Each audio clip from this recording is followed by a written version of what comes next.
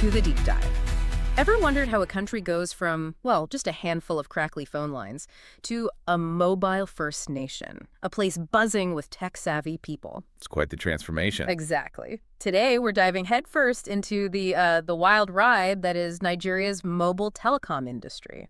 We're looking at roughly 2000 right up to now, 2025. Yeah, and think of it less like a dry history lesson and more like a high-stakes drama. You've got these billion-dollar bets being placed. Disruptive newcomers shaking things up. And this intense battle for your attention, that's shaped not just communication, but Nigeria's whole economy. It's a fascinating story. Absolutely. And we've been digging through, piles of industry reports, news articles, company statements, the whole lot covering this dynamic period. Right. And our mission really is to pull out the most important insights for you. The surprising twists, the key moments, the sheer audacity of it all. And crucially, how Nigeria's journey kind of mirrors global tech trends, but, with its own unique Nigerian flavor and this compelling rivalry at its core. Couldn't have put it better. Okay, so let's set the scene. Picture the year 2000.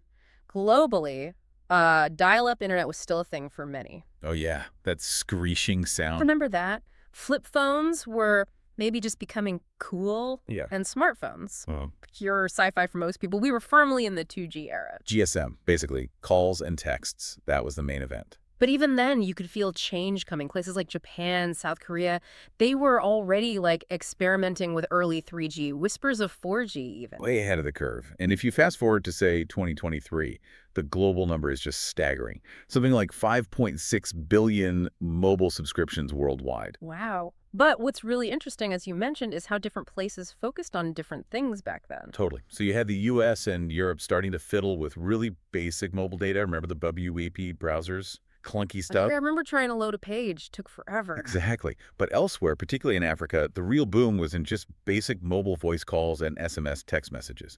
And that, right there, laid the groundwork for something huge. Mobile money. You mean like M-Pesa? Precisely. Kenya's M-Pesa, launched in 2007 as the classic example, it just exploded. Suddenly, a basic mobile phone became a virtual wallet for millions. It really was revolutionary. Democratizing finance. Hugely. By 2018, sub-Saharan Africa had nearly half of all the mobile money accounts globally. Think about that. Incredible. And mobile tech overall, it contributes, what, almost 6% to global GDP now? Around 5.8%, yeah. It shows how vital this infrastructure became for the global economy. Okay, so let's bring it to Nigeria, turn of the millennium. Right. The telecom sector was basically state-controlled, inefficient, ripe for a shakeup. And that shakeup came in 2001. The government liberalized the sector, auctioned off GSM licenses, global system for mobile communications. That was the key. Enter the giants. MTN, the South African powerhouse, didn't hesitate. They dropped a cool $285 million for a license. Made the very first official GSM call in Nigeria in May 2001. A historic moment. And they weren't just testing the waters. They immediately committed another, $1.8 billion? Yeah, a massive $1.8 billion investment to build out nationwide coverage. They went all in. Talk about a statement of intent. A very bold entrance, but the plot thickens, doesn't it? Oh, it really does. In 2003, Globacom arrives on the scene. Glo. This was the brainchild of Nigerian businessman Mike Edenuga. The local challenger, and Glo didn't just want a piece of the pie, they wanted to change the recipe entirely. Exactly. They came in with a very specific, very disruptive strategy. Yeah. Something that completely blindsided the incumbents. Per second billing, I remember the buzz around that. It was huge. Before Glo, you paid for calls by the minute, even if you only spoke for 10 seconds. Felt like highway robbery sometimes. Right. Glo just said, nope, you pay for exactly what you use, and bam. Mobile calls suddenly became much, much cheaper for ordinary Nigerians. It tapped into massive pent-up demand. Like offering ice water in the desert, as you said. The impact must have been immediate. Explosive is the word. Nigeria's subscriber base just skyrocketed. There were early reports. Within its first 7 years or so, Glo signed up something like 25 million subscribers. 25 million, that's incredible growth. It really showed how that pricing strategy resonated. And it's interesting, while the US and Europe were slowly, painstakingly moving towards mobile internet. Nigeria in this early phase was all about voice, making calls affordable. Precisely. Voice was king. Okay, so let's quickly recap that first decade, 2000 to 2010.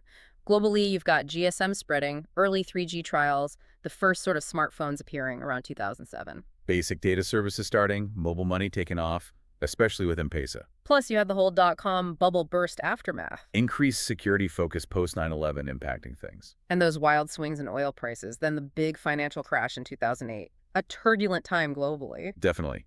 And within that context, Nigeria saw MTN and Econet launch in '01, then Glosal's game-changing entry in '03. Foreign players came in Airtel, Etisalat joined later, but Glo's local roots and that killer pricing strategy really carved out a significant space for them early on. It's that classic story. The local hero, using smart tactics to challenge the big international players, Right. really set the stage for the next phase. Right. Now let's jump to the 2010s. Suddenly, everything changes. The world becomes obsessed with these little rectangles in our pockets. Smartphones, Android and iOS hitting their stride, app stores becoming central to everything, social media, mobile video. It just took over. And the networks had to keep up. 3G became widespread. And then the big one, 4G LTE, starts rolling out globally. Verizon in the US in 2010, then becoming much more common by, say, 2013, much faster speeds. And data usage just went vertical. By 2023, what was it, 4.7 billion mobile internet users worldwide? Insane numbers. Absolutely. And consumer behavior shifted dramatically. Streaming video, online shopping, cloud apps, everything demanded constant connectivity. Different regions had their own stories too, right? Netflix expanding in Asia, the EU dealing with digital market stuff and GDPR privacy rules. The US debating net neutrality. And mobile finance kept evolving. Payment apps, ride-hailing, those Asian super apps like WeChat doing everything. Okay, so how did this global data tsunami hit Nigeria in the 2010s? Well, it hit hard. And interestingly, it was Globacom that made the first big splash in the 4G pool. Really? Glow again? Yep. They were the first operator to launch a nationwide 4G LTE network in Nigeria. That was October 2016. A very bold move. Wow. Beating the bigger players to the punch on nationwide 4G, what was their messaging around that? Oh, they went big. Their marketing, I remember, called it the new speed of life. Real confidence, positioning themselves as a data leader. That definitely throws down the gauntlet to MTN and Airtel. For sure. And MTN and Airtel weren't far behind. They launched their own 4G services around the same time, 2016 into 2017, 2018. And that must have sparked a serious price war over data. Oh, absolutely. Fierce competition on data bundles, pricing. Yeah. It really heated up. And the numbers reflect that. By 2020, Nigeria had roughly 189 million active mobile subscriptions. 189 million. And internet users. Around 135 million internet subscribers by the first quarter of 2020. The demand was just undeniable. Operators were racing to keep up. It's interesting, though, that Nigeria's 4G rollout was maybe a few years behind, say, Europe, where it was gaining steam around 2013. True, there was a bit of a lag. But Nigeria caught up incredibly fast, and the key drivers were pretty clear. Let me guess. Chipper smartphones. Exactly. The flood of affordable Android devices was huge. Suddenly, millions more Nigerians could get online. And social media, messaging apps, WhatsApp, Facebook, they just drove that hunger for data, right? Completely. Plus, you can't ignore the rise of Nigeria's own tech scene. Fintech especially. Ah, yes. Companies like Flutterwave, Paystack, Paga. Right. These startups were building innovative digital payment solutions, e-commerce platforms, all needing reliable mobile connectivity. They were both benefiting from and driving the demand. A real ecosystem effect, fueled partly by global app trends and, presumably, venture capital investment. Definitely. Global VC money saw the potential in Nigerian tech and helped fuel that growth. It all tied together. Which brings us back to the main event, the ongoing battle between Globacom and MTN. The local champion versus the Pan-African giant. By mid-2023, the market share figures were fascinating. MTN leading with nearly 40%. But Globo holding a strong second or third place, depending on how you measure, around 27%. And Airtel right there, too. Exactly. Globo around 27.3%, MTN at 39.7%, and Airtel neck and neck with Glo at 27.0%. A really competitive landscape. A proper three-way fight. And their strategies really show their different DNAs, don't they? Absolutely. Glo often goes for those big eye-catching data deals, bundles, free content, really plays up the value for money angle alongside that proudly Nigerian branding. While MTN leverages its size and deep pockets, they talk a lot about network quality, coverage, that massive investment figure they always quote. The $16 billion invested since 2001. Yeah, it's a huge number.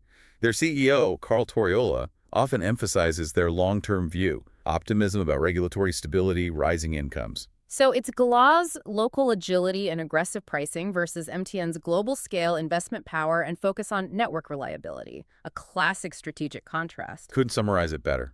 It makes the Nigerian market incredibly dynamic. Okay, let's hit the fast forward button again. We're into the 2020s. Globally, 5G is the big buzzword, gigabit speeds, the whole Internet of Things, AI, VR. Yeah, the post-smartphone era, potentially. We saw early commercial 5G launches in South Korea, China, the US back in 2018, 2019. Big tech is pouring money into it. And infrastructure too, right? Like those huge undersea internet cables. Google's Equiano cable landing in Lagos in 2022 feels significant. Very significant. Shows the strategic importance of Africa's digital future. But the 2020s also brought massive disruption. You mean COVID-19? That was huge. Suddenly, everyone's working or learning remotely. Broadband demand just exploded globally. And then geopolitical shifts. U.S.-China tech tensions, Huawei restrictions in some places, chip shortages. The war in Ukraine impacting supply chains, plus stricter data privacy rules like GDPR becoming the norm, even influencing policies outside Europe. Telecoms becoming more politicized. Yet, despite all that, mobile internet use keeps growing. Nearly 5 billion subscriptions globally by 2024. And smartphones are almost everywhere in many developed markets. Pretty much saturation point for smartphones in some places. About 90% smart devices globally. So how did Nigeria navigate these choppy waters in the early 2020s? What about 5G? Well, MTN Nigeria made a big splash again. They launched 5G commercially in 2022, starting in Lagos. Their CTO, Mohammed Rufai, talked about it revolutionizing life and work. Embracing the next generation, what was Glo's move? Interestingly, Glo took a different path initially. While MTN and Airtel were pushing 5G, Glo announced in mid-2023 that they were focusing on enhancing and expanding their existing 4G network, LTE Advanced. Doubling down on 4G, that's a strategic divergence. It seems like it.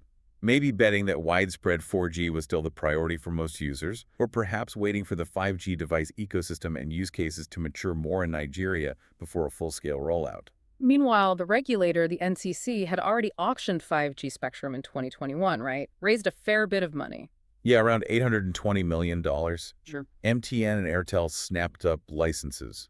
Glo at that point didn't participate in that specific auction, choosing to work with their existing spectrum holdings. But investment in networks didn't stop. Tower numbers kept growing. Right, hitting around 37,000 base stations by 2020. And then in 2025, MTN announced something quite advanced, a tri-band massive MIMO site. Massive MIMO. Sounds impressive. What does it do? Basically, it uses multiple antennas to massively increase network capacity and speed on existing spectrum, significantly boost 4G performance. And interestingly, they use Huawei gear for this. Ah, the geopolitical twist. Using Huawei tech for cutting-edge 4G upgrades at a time when some Western countries were banning them shows Nigeria charting its own course. It does. And it highlights Nigeria leapfrogging in a way. Yeah. Moving very quickly from 2G, 3G straight to very advanced 4G, and now exploring 5G. And alongside this, smartphone adoption just kept climbing. Absolutely. Helped by Google initiatives, cheaper handsets, internet penetration pushed past 50%. Nigeria's young population, the digital natives, they just embraced mobile apps wholeheartedly. E-commerce booming with Jumia, Konga, streaming like Netflix, YouTube everywhere, social media, mobile gaming. Exactly. It mirrors global trends, this digital lifestyle adoption. And fintech, mobile banking, that just continued its explosive growth, transforming finance. But Nigeria also faced economic headwinds, didn't it? The COVID recession, the Naira devaluation in 2022 impacting costs. Definitely challenges. How the Naira float made imported equipment much more expensive, potentially squeezed consumer spending. You also had the earlier oil price crash hitting GDP back in 2016. Yet the operators kept investing and competing on price. Remarkably, yes. Promotions continued, and international tensions like U.S. sanctions on China probably affected device supply chains too. But you still saw commitment from major investors like MTN Group. They clearly see the long-term value. And zooming out globally again in the 2020s, what else is happening that affects Nigeria? Well, big tech is definitely planting flags in Africa. AWS, Google Cloud, Microsoft Azure building data centers, social media tailoring features for the continent. More undersea cables improving connectivity, like the 2Africa cable? Right. And new players like Satellite Internet Ventures.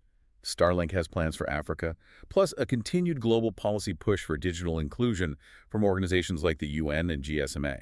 And Nigeria's government and regulators are part of this conversation, focusing on rural connectivity, spectrum allocation. Yes, the NCC and the Ministry of Communications are actively involved in shaping that digital future, trying to ensure the benefits reach more Nigerians. Okay, let's really focus now on that central rivalry. Globacom versus MTN. They embody such different approaches. They really do. Globacom is and the user numbers show this constant battle. MTN leads, yes, around 77 million users reported in 2023, but Glo isn't far behind in the race for second place with Airtel. Glo had over 45 million by 2020, and more recently holds over a quarter of the market. They've maintained significant share. It's impressive staying power against such a giant. What about their impact on the industry itself? Huge impact from both. Glo forced competition early on, made things more consumer-focused. MTN brought investment, scale, and global operating standards, raising the bar for everyone. Both have had bumps in the road, of course. MTN had that massive regulatory fine back in 2015. And Glo has sometimes faced criticism over network quality or outages. Neither is perfect. But fundamentally, it's Glo, the local champion, competing on price and national pride, versus MTN, the global giant, leveraging scale and technology. A fascinating dynamic. Absolutely. It's driven so much of the progress we've seen. So wrapping this all up, it feels like Nigeria's telecom story isn't just a Nigerian story. It's deeply connected to the whole global tech revolution. Completely intertwined. Global shifts, smartphones, 4G, 5G, economic shocks, even those tech tensions between superpowers. They've all directly shaped the Nigerian market. And Nigeria's experience is hugely relevant globally, right? Especially in discussions about connecting the next billion users, the Internet of Things. Definitely. Nigeria has lived through these global waves, the voice boom, the data tsunami, now the cloud and AI wave is washing ashore. Its lessons are applicable elsewhere. But it also has those unique Nigerian elements we discussed. A powerful local operator disrupting the market from early on. That phenomenon of high multiple SIM ownership, people choosing networks for different reasons. And just this incredible underlying demand from the population for affordable online access. That analyst quote about data being non-negotiable feels spot on. It really does. And the result, teledensity, basically, phone line penetration went from less than 10% in 2003 to nearly 100% today. That's primarily down to competition. An incredible transformation in just 2 decades. So what's next? Well, the global push for 5G, satellite internet like Starlink, more digital services, that will keep influencing Nigeria. MTN and Glo both need to keep evolving. Embracing 5G more fully, maybe? Innovating in areas like mobile financial services, e-health. Exactly. Finding new ways to serve customers and generate revenue beyond just basic connectivity.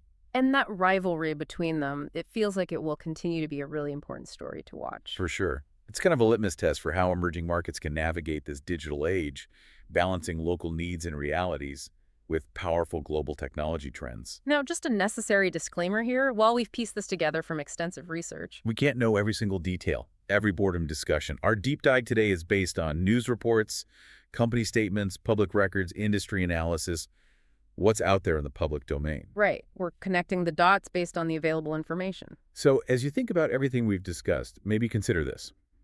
What do you think the next chapter holds for Globacom and MTN? What's the next twist in their rivalry? And how might the lessons from Nigeria's incredible mobile journey apply to other countries finding their way in this increasingly connected world? Definitely something to ponder.